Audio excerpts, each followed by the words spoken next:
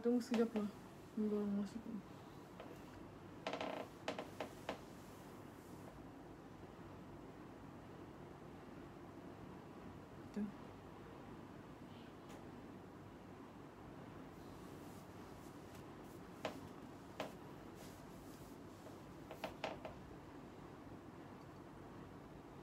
Bolehlah, start lah. Hai, Assalamualaikum warahmatullahi wabarakatuh. Bismillahirrahmanirrahim. Alhamdulillahirrabbilalamin. Wassalatu wassalamu ala asyrafil anbiya wal mursalin wa ala alihi wa sahbihi ajma'in. Hari ini kita jumpa lagi pada live Uncle. Nama Uncle Sufyan Ismail, merupakan pengamal perundangan syariah di negeri Sabah atau lebih dikenali dengan Peguam Syar'i. So, setiap hari Uncle akan sharing tips mengenai isu perundangan syariah khasnya untuk di negeri Sabah. Pada malam ini kita akan share beberapa tips perundangan ataupun tips kekeluargaan Islam untuk semua follower Uncle, dan Uncle akan share beberapa story case Uncle, pengalaman-pengalaman Uncle di dalam mahkamah sebagai orang cakap tauladan terhadap kes-kes tersebut untuk semua follower Uncle, supaya follower Uncle lebih celik syariah ataupun undang-undang syariah tu. So Jadi malam ni kita, hai, saya Len Ramli, okay? Saya wife dia ni. So malam ni kita akan share pasal rahsia membuatkan perkahwinan bahagia dan berkekalan.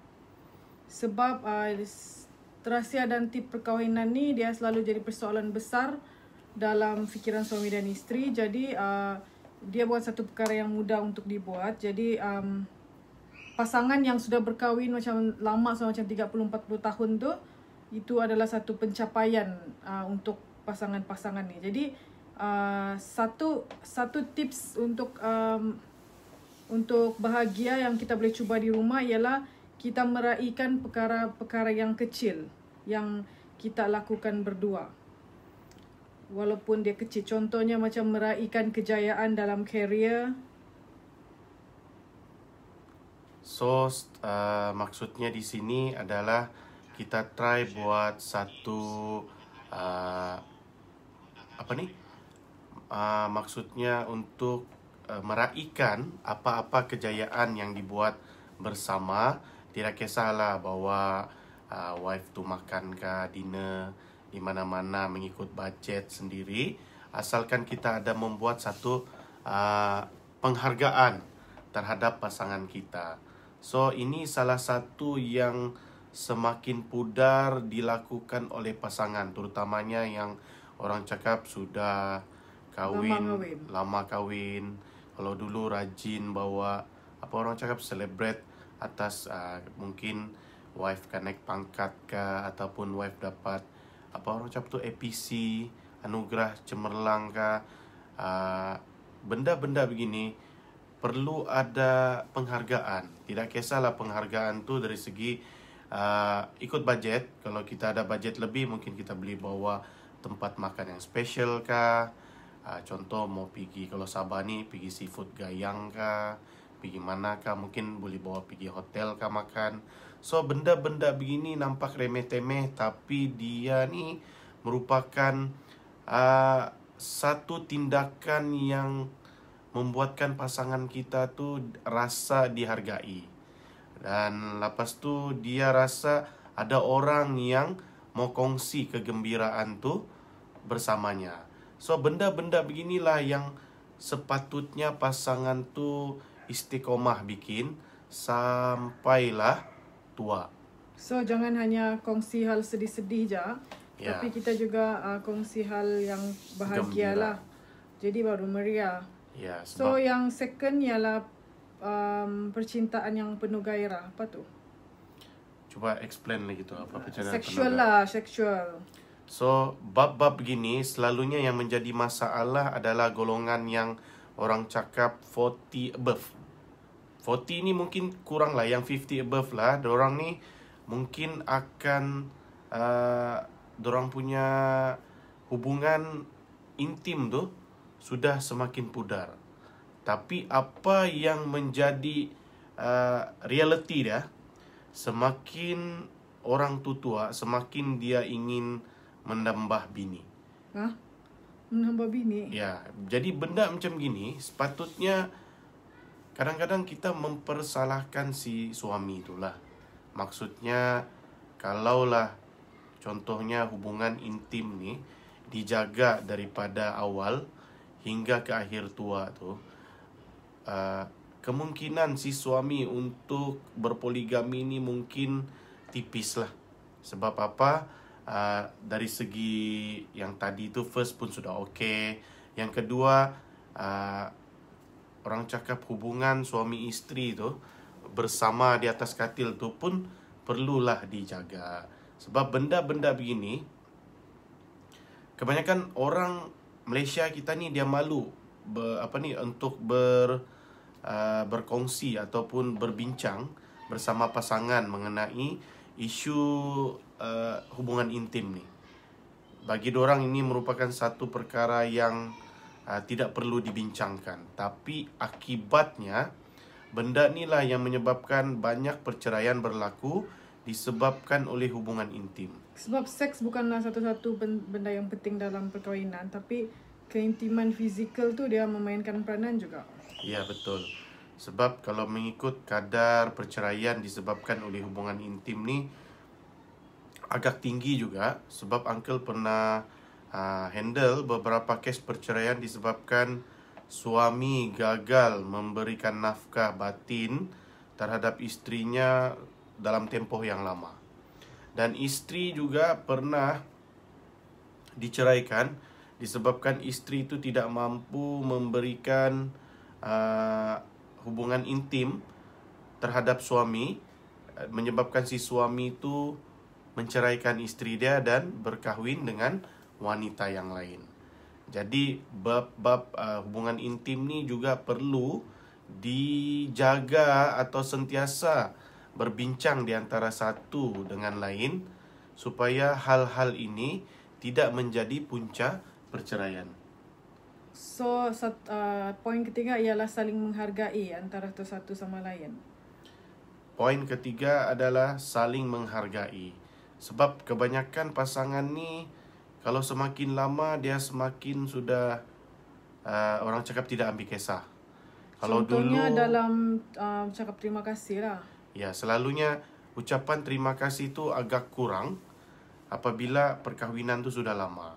Jadi hal-hal ini juga menyebabkan rasa pasangan tu tidak dihargai, disebabkan ialah sudah lama dianggap itu adalah tanggungjawab. Memang tanggungjawab, tapi ucapan terima kasih itu juga perlu di antara satu sama lain bagi menandakan kita menghargai setiap perbuatan ataupun tanggungjawab pasangan masing-masing. So, tips terusnya ialah berkompromi. Berkompromi ni benda yang paling mustahak di dalam hubungan rumah tangga. Sebab kalau kita tidak dapat berkompromi, benda ni selalu akan menimbulkan pergaduhan di antara suami dan isteri. Sebab pertama dia gaduh biasa-biasa, lepas tu dia gaduh panjang. Bila dia gaduh panjang, mulalah pasangan tu lari daripada rumah. Larilah pergi rumah keluarga. Lepas lari rumah keluarga, terjadilah babak-babak percintaan, FB lah, Insta lah. Jadi daripada hal remeh-temeh ni, dia jadi perceraian. Jadi bab-bab macam gini ni yang Uncle cerita ni selalunya dia terjadi disebabkan ada kes yang pernah Uncle handle. Dia terjadi daripada cerita ni. Maksudnya pertama gaduh biasa-biasa. Bila gaduh tu terlampau panjang sehingga menyebabkan ada ruang pasangan tu menjadi membuat satu alasan untuk berhubungan dengan orang lain melalui media massa. Selepas tu ada hubungan yang serius sehingga menyebabkan mungkin isteri lari ataupun suami ini lari meninggalkan keluarga. Okay, poin seterusnya dia terlampau high expectation. High expectation ni maksudnya kita terlampau mengharapkan sesuatu yang tinggi.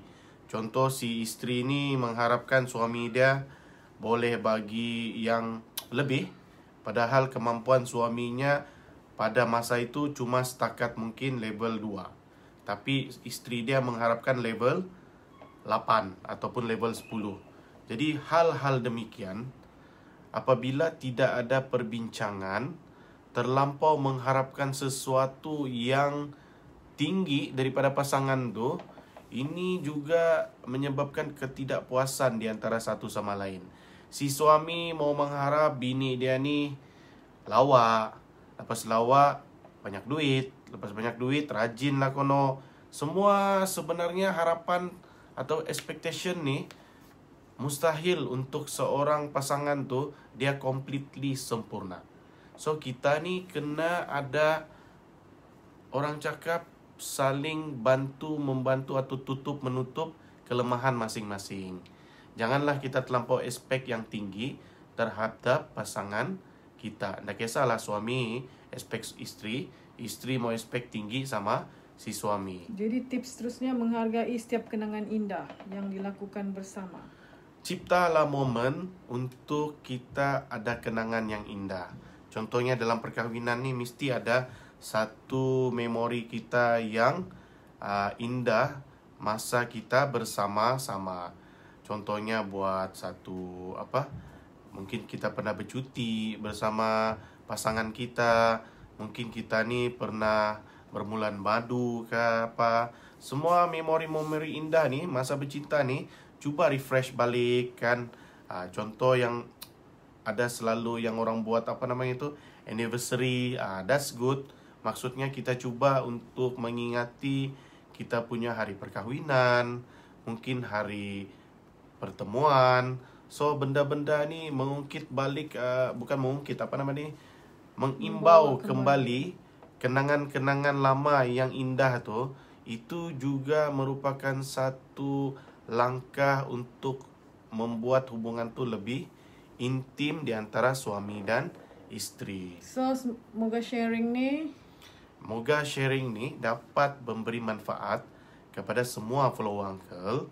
So sambil itu Uncle mau offer lagi kepada semua follower Uncle yang masih memerlukan e-book mengenai hibah, antara hibah dan wasiat. So masih boleh lagi untuk PM Uncle, WhatsApp Uncle untuk mendapatkan e-book secara percuma. So tips yang Uncle bagi pada hari ini berkaitan dengan ikatan hibah. Jika kamu menyayangi pasangan kamu, kamu boleh membuktikan dengan bertindak membuat satu ikatan hibah. Mungkin suami boleh hibah isteri, isteri boleh hibah suami, untuk membuktikan rasa kasih sayang agar harta yang kita ingin serahkan kepada orang tersayang ni tidak menjadi pertelingkahan apabila kita sudah meninggal dunia. So Uncle harap tips pada malam ini dapat memberi manfaat yang berguna kepada semua follower Uncle. Khasnya untuk follower Uncle yang berada di negeri Sabah. Mungkin ramai yang ingin mengetahui mengenai undang-undang syar'i.